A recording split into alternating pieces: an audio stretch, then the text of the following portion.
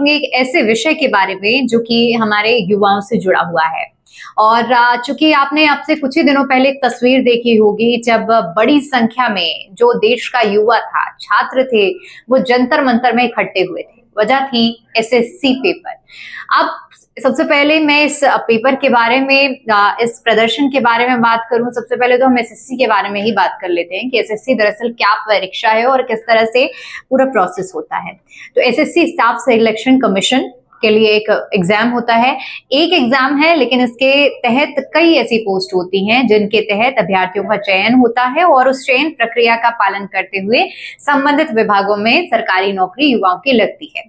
अब बड़ी बात यह है कि एसएससी कोई आज की प्रक्रिया नहीं है। एसएससी का एग्जाम लंबे समय से चल रहा है। हाँ, ये जरूर कह सकते हैं कि बदलते वक्त के साथ साथ जो एसएससी के प्रति लोगों का जो झुकाव है वो काफी ज्यादा बढ़ गया था।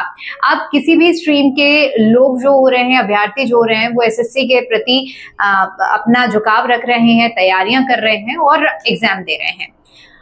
ये भी डेटा सामने आए थे कि सबसे ज्यादा अगर हम देखें कि एसएससी का जो इस समय पे जो युवा तैयारी कर रहे हैं उनके नंबर्स बहुत ज्यादा हैं और ऐसे में किसी एग्जाम के लिए आप समझिए कि इतनी ज्यादा तादाद है तो कहीं ना कहीं अनियमितताएं तो हो ही सकती हैं। अब ये सब अटकलें बहुत लंबे समय से चल रही थी, लेकिन इन अटकलों पर पुष्टि लगती है और मुहर लगती है जब एक बड़ा आंदोलन देश में देखने को मिलता है एसएससी छात्रों की ओर से।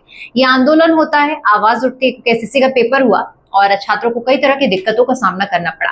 वो दिक्कतें कैसी हैं ये भी मैं आपको बता देती हूँ। क्लैरिकल मिस्टेक्स होती हैं। अब जैसे अगर कोई छात्र अपना एडमिट कार्ड डाउनलोड कर रहा है एसएससी का, अपने परीक्षा देने के लिए परीक्षा केंद्र पहुंचा है और पता चल रहा है कि उसका अचानक से जो परीक्षा केंद्र है वो बदल गया। अब सेंटर समझिए कि इतनी जल्दी पॉसिबल भी नहीं है कि बच्चा एक सेंटर से दूसरे सेंटर पहुंच जाए। पेपर लीक को लेकर तमाम तरह के एसएससी से जुड़ी हुई बातें सामने आई। तो इन सब चीजों को लेकर कुल मिलाकर जो छात्र हैं उनके अंदर आक्रोश है। आक्रोश इसलिए है क्योंकि सोचिए, जब हम एक कॉम्पिटिटिव एग्जाम की तैयारी करते हैं, जब एक युवा कॉम्पिटिटिव एग्जाम की तैयारी के लिए निकलता है तो वो अपना सब कुछ लगा देता है। आप पढ़ाई करने के बाद ड्रॉप ले रहे हैं या जॉब के साथ में आप एसएससी के एग्जाम देने जा रहे हैं तो आपने अपना सब कुछ स्टेक पर लगाया है। वो युवा जो कि ड्रॉप लेकर अपनी तैयारी कर रहा है, उसके सामने ये दिन रात ख्याल रहता है कि आखिर उसकी नौकरी कब लगेगी, उसके लिए उसे परीक्षा देनी पड़ेगी। और सोचिए, परीक्षा देने के समय में उसे अचानक से पता लगता है कि पेपर लीक हो रहा है या उसका सेंटर अचानक से बदल जा रहा है जिसकी वजह से वो पेपर नहीं दे पा रहा है। तो सोचिए उसके सामने कितनी बड़ी चुनौती होगी।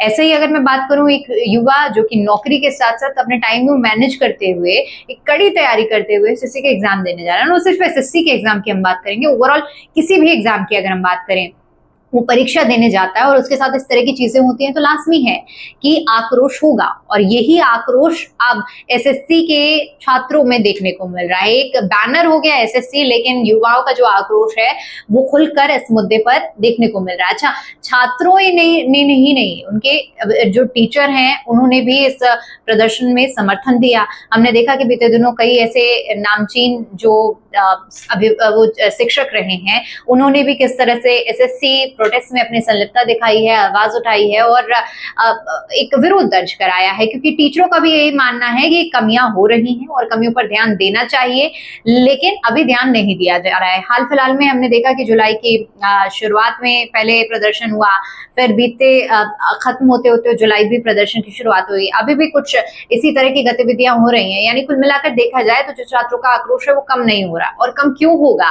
क्योंकि अभी उन्हें किसी तरह का आश्वासन नहीं दिया गया है। जब तक छात्रों को आश्वासन नहीं मिल जाता है तब तक छात्र अपनी आवाज बुलंद करते रहेंगे और इसी तरह आवाज बुलंद होती रहेगी। लेकिन जरूरत है कि एक ऐसा रास्ता दिया जाए जिससे इन छात्रों को लगे कि उनका भविष्य अधर में नहीं लटका है, क्योंकि एसएससी, मैंने फिर से जिस तरह से शुरू में कहा कि एक ऐसा एग्जाम है जिसको देने के लिए बहुत बड़ी संख्या में युवा, चाहे हम बीटेक की बात करें, बीएससी की बात करें, बीए की बात करें, किसी भी एकेडमिक क्वालिफिकेशन का युवा इस एग्जाम में जा रहा है, एग्जाम दे रहा है, तो सोचिए उसके सामने कितनी बड़ी चुनौती होगी। और न सिर्फ एसएससी बल्कि मैं ओवरऑल अगर बात करूं तो ऐसी तमाम समस्याएं हो जाती हैं जहां कॉम्पिटिटिव एग्जाम में जब युवा परीक्षा की तैयारी करके जाते हैं और अचानक से पता चलता है पेपर लीक हो गया है, तो ऐसी समस्याएं भी युवाओं के भविष्य को अधर में ला रही हैं। जरूरत है कि ऐसी संस्थाएं जो इस तरह के एग्जाम को आयोजित कराती हैं वो इन सब चीजों का बारीकी से ध्यान दें ताकि इस तरह की समस्याओं का सामना ना करना पड़े।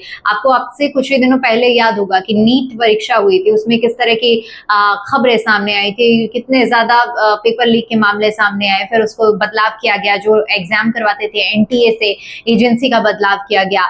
लेकिन इसमें सबसे ज्यादा सफर कौन करता है? छात्र जो परीक्षा दे रहे हैं, तैयारी कर रहे हैं। इसलिए जरूरी है कि संस्थाएं अपने तरीके को बदलें ताकि जो लगन और मेहनत के साथ युवा तैयारी कर रहे हैं उन्हें किसी तरह की दिक्कत और परेशानियों का सामना ना करना पड़े। आपकी क्या राय है इस मुद्दे पर? हमें कमेंट करके जरूर बताइएगा।